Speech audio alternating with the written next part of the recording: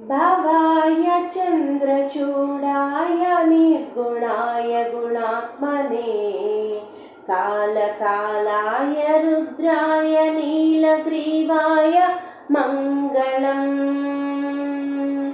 भवाय चन्द्रचूडाय निर्गुणाय गुणात्मने कालकालाय रुद्राय नीलग्रीवाय मङ्गलम्। वृषारूढाय भीमाय व्याघ्रचर्माम्बराय च पशूनां पतये तुभ्यं गौरीकान्ताय मङ्गलम्। भस्मोद्धूलितदेहाय व्याळयज्ञोपवीतिने रुद्राक्षमालभूषाय व्योमकेशाय मङ्गलम्। सूर्यचन्द्राग्निनेत्राय नमः कैलासवासिने सच्चिदानन्दरूपाय प्रमदेशाय मङ्गलम्।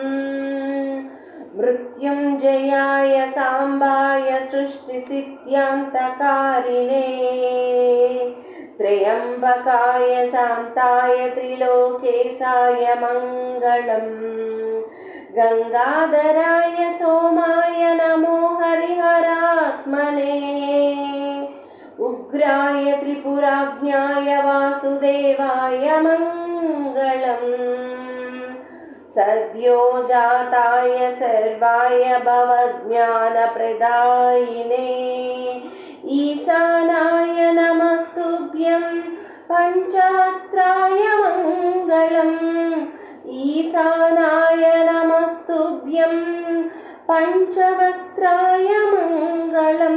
सदाशिव स्वरूपाय नमः सत्पुरूपाय च सदाशिव स्वरूपाय नमः सत्स्वरूपाय च अघोराय च घोराय महादेवाय मङ्गलम्।